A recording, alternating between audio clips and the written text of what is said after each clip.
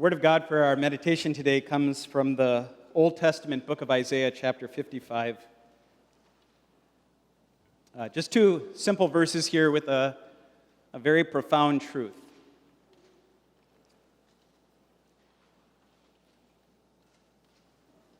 It says, "For my thoughts are not your thoughts, neither are my ways or your ways my ways, declares the Lord.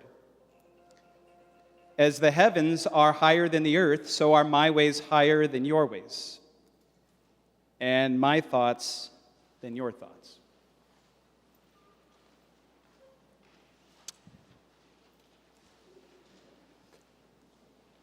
Today we're talking a little bit about death and the hope that people can have in death, the reward of heaven that Jesus has won. But I want to put that aside for just a moment and tell you a story. A story I never told anyone before, but I think I knew at some point I would tell you this story.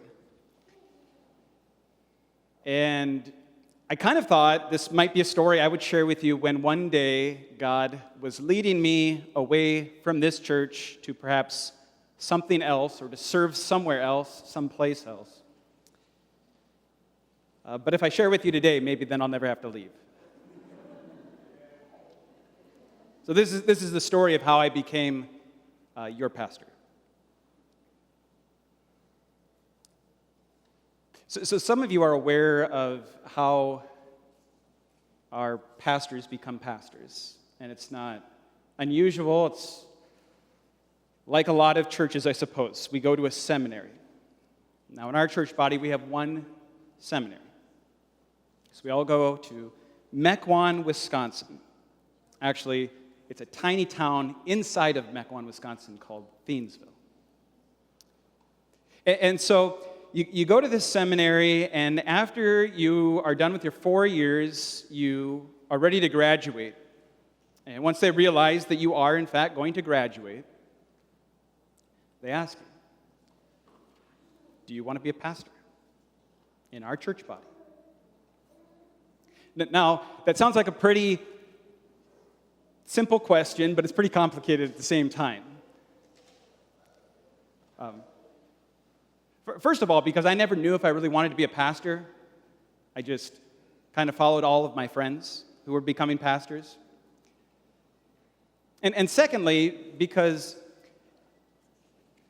the question meant that wherever they would send you, that's where you would go. You weren't really going to have a choice or a right of refusal. They were going to assign you to a place where you were going to serve. So I said yes. And I suppose when you know you're going to do that, you know you can go anywhere, you kind of come up with a list in your mind of like things that you want or things that you don't want. But for me, there were only two things on that list. I didn't care about a lot. There were just two things I did not want. I did not want to be assigned to serve at a church in the Midwest. And for me, the Midwest was Minnesota, Wisconsin, and Michigan. And part of the reason was not the cold or anything like that. It was kind of the culture. That's where our church body is headquartered.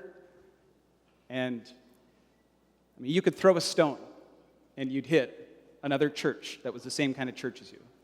Where here you'd have to drive, 3 hours or maybe 2 to get to one of our churches. And I had grown up in Albuquerque, New Mexico, and I liked that. I liked the mindset outside of the Midwest, and then being a part of the schools in the Midwest was just different. Wasn't the things that I had seen in my life that made me think I wanted to be a pastor. So I didn't want to go to the Midwest. And the other thing I didn't want is I didn't want to be an associate pastor. I didn't want to be somebody's assistant. I didn't want to have another person where I was going to spend half of my effort just developing that relationship and the relationship with his family and his wife in order for things to go well. I just wanted to be a pastor of a small, medium-sized congregation. I wanted to be the shepherd of the people. So what happens is everybody that's graduating gets together in a room. Actually, it's the gymnasium of the seminary. And all sorts of people come.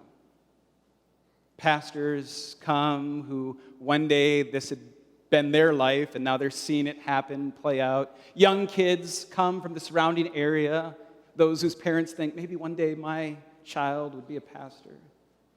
And all of your family comes. And you sit there, and you have this worship service, and it's hard to think about anything other than, where are you going to go? And so you sit, wait for it to finish, and then the president of our church body comes up, and he reads all the names of the graduating class, one by one. Says your name, then he says the name of the congregation, and he says the city and the state or the country where you're going to be sent. It's a whole lot like the NFL draft or something like that, except you're pretty aware of where you might go when it comes to the draft. Here, it's far less certainty. So my name is Wilkins. So I'm at the end.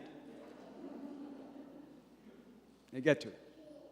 Timothy Wilkins, Trinity Lutheran Church in Kaukauna, Wisconsin. Associate pastor.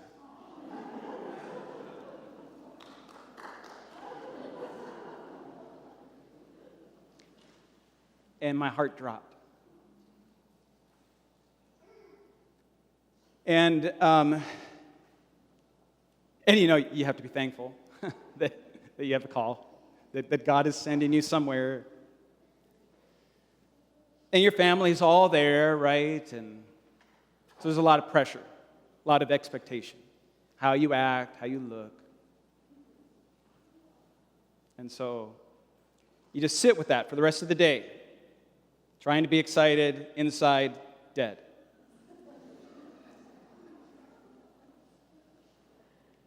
And we had family over. We had them over to our apartment, celebrated with them. And, you know, trying to put on a brave face, but, you know, just wanting to actually have a moment to actually process the way that I'm feeling. I know it. And my wife knows it. And so everybody leaves. And we put Eleanor to bed, or maybe she already was asleep. She was an infant at this time. And we go into our room, and I start crying. And don't feel bad for me. I wasn't crying. I was bawling like a spoiled little brat. Never once asked my wife, "How are you doing?" I'm ashamed to tell you the story. I was terrible. I had family that lived in Wisconsin. It wasn't that bad. All of her family was out here in Washington State. She didn't want to be there. I didn't mind the winters. She cannot handle them at all. I never asked how she was doing. It was just all about me and my sadness. Things were not going at all the way that I wanted. So we go to Kaukauna, and we spend 5.5 years there. And it was like any job. You know, things were good, things were bad. It's just life. And it got to the point where we were having so much fun, we were having so much success as a congregation, that I told my wife, we can't leave this place. We can't leave it. I can't see how we could possibly leave this place for at least 3 years. And then the phone rang. And caller ID said, I think, Anchorage, Alaska. It was somewhere in Alaska. And I answered it. and it was Eric Penland, our member of this church. He was the church president at that time, and again, he is the church president now. And he shared with me God's call. Our congregation met, and we decided to ask you to be our pastor. And it was such a difficult thing. I had told my wife that thing, right? We're not going to leave. And then suddenly, God says, well, I want you to consider it. And at some point, I became aware that this is where I should be. The funny thing is that I tried so hard to talk myself out of it because I did not want to leave this place that I never wanted to go. And so I told them that I was leaving, and so they had a parrot party, a farewell, and all these people showed up. All these people that I had been the pastor, where we had a school, and they brought their kids. They never came to our church, but they brought their kids. People who had come to our church and had left our church. People who were part of our church, but rarely ever came to worship on a Sunday. They just all showed up. This gymnasium, this huge gymnasium, just full of people. And they got up and they shared these stories of how I had been instrumental in touching their life. And I got up because it was an obligation for me to speak then. I couldn't speak. I cried. I mean, you guys know I'm not a crier. I mean, there's a lot of pastors that are criers. I am not a crier. I bawled. But boy, had it changed in 5.5 years. From my own selfish pride in not getting my way to absolute humility. To see how God had blessed me. To see how God had not given me my way at all. Because his way was better. I cried because I was aware that God cared about me enough to teach me this lesson. To make me never want to leave the place that I never wanted to go.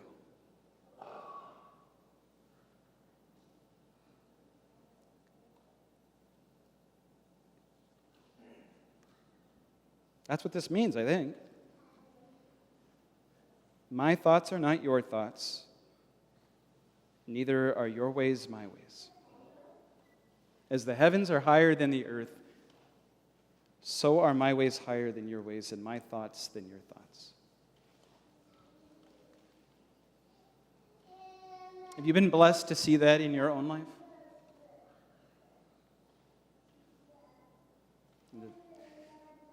You had a way, you had a plan, you had a path, you had a thought, you had a dream. And it didn't happen. Are you blessed enough to see it play out long enough in your life to recognize God had a plan? I guarantee you, I mean, if you live long enough, you will see those times in your life. If you're willing to recognize it, to pay attention to it. He does it. This is true. I mean, I could share a number of stories that demonstrate the exact thing, maybe not quite as clearly as the one I did, but this is our God. Which means something. You might be facing a situation in your life right now. In fact, I know that you are in some ways where this life is not going according to your plan. Maybe it's your parenting, maybe it's your marriage, maybe it's your lack of a marriage. Maybe it's your job. Maybe it's where you live. Maybe it's just all the junk that we're all dealing with right now. It's not your way. That's okay. It's His. And I guarantee you that even though I would never say that every rotten thing in this life that happens is because God wants it to happen. No, He doesn't. He doesn't want bad things to happen in our life, but yet He has the ability to work through them. And we're thankful that He doesn't get rid of every bad thing in this world. Because I can guarantee you He'd start with me. I don't want Him to get rid of the bad things in this life. I want Him to do what He does. I want Him to save the bad things like He saved me. I want Him to turn the bad things into glorious things like He does so often in this life. And that's exactly what He promises in this right here. So we were going to talk about death.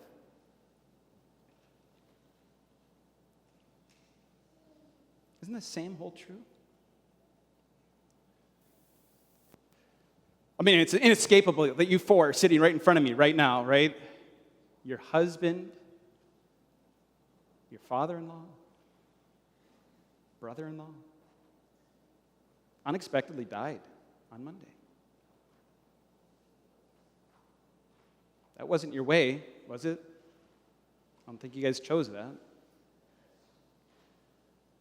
And I mean, we all have to face this. This is something that we all deal with. I mean, maybe that is a hurt that's still inside of some of you, a loved one who's gone.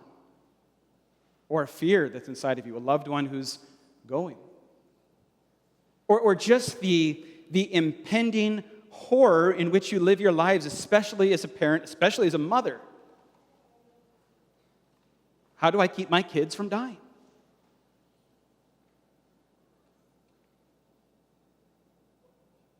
We don't have to solve that. It doesn't have to be our way. And the truth is, it never will be. As hard as we would try. And to the extent that you can really, scheme and strive in this life to get your own way, what an empty feeling that is. When you get everything you want. And you realize everybody you stepped on to get it. It doesn't matter. And especially when it comes to death, we cannot control it. But God has a way. And He showed it. Specifically in that story we read from John chapter 11. Jesus, He knows about his good friend who's sick and he's going to die. And we didn't read all of the story, but what Jesus does is He finds out the guy's sick. He knows he's going to die. And then He just sits there and waits 4 days. This is why everybody's upset with Him. If you had only come sooner, you could have saved him. You could have healed him like you were healing everybody else.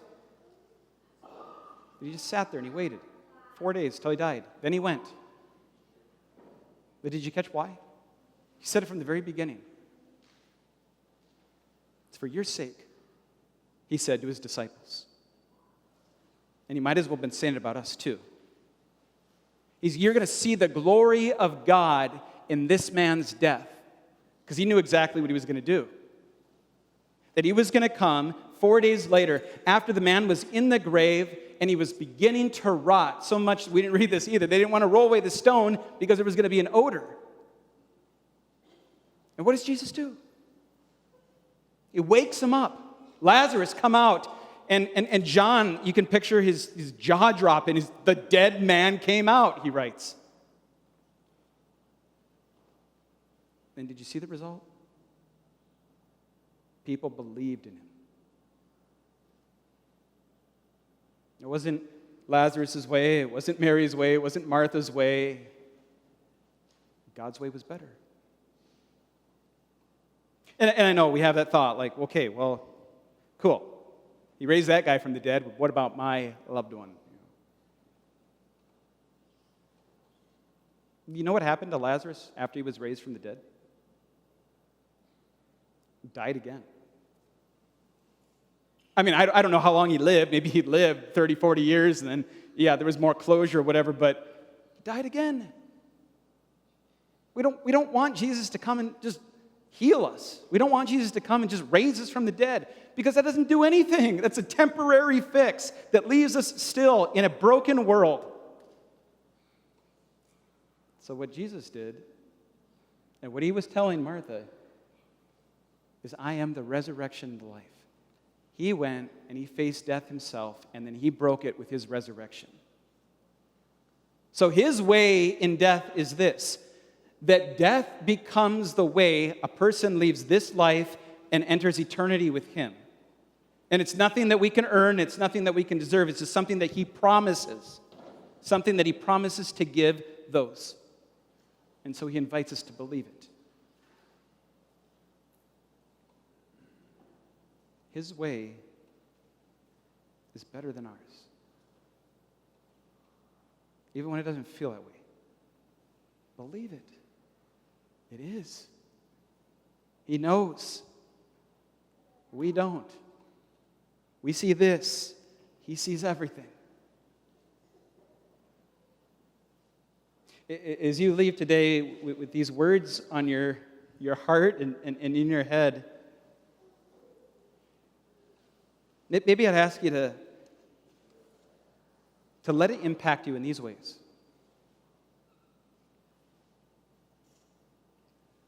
Know that the worst things that could ever happen in this life, the things that are the opposite of your way, God can, in time, and will make beautiful. And secondly, this. Whatever you're facing right now, appreciate it. Soak it up. It's not what you want in every way. I get it. But chances are that very soon, what you have right now is also going to change. And when it does, you're going to miss it. The things you never would have chosen, when they're taken away, you're going to miss. So enjoy it today. Enjoy the people that God has given you today. Enjoy the job that you have today. Enjoy every blessing that you have today. It wasn't your way, maybe. It's better. It's his way. Amen.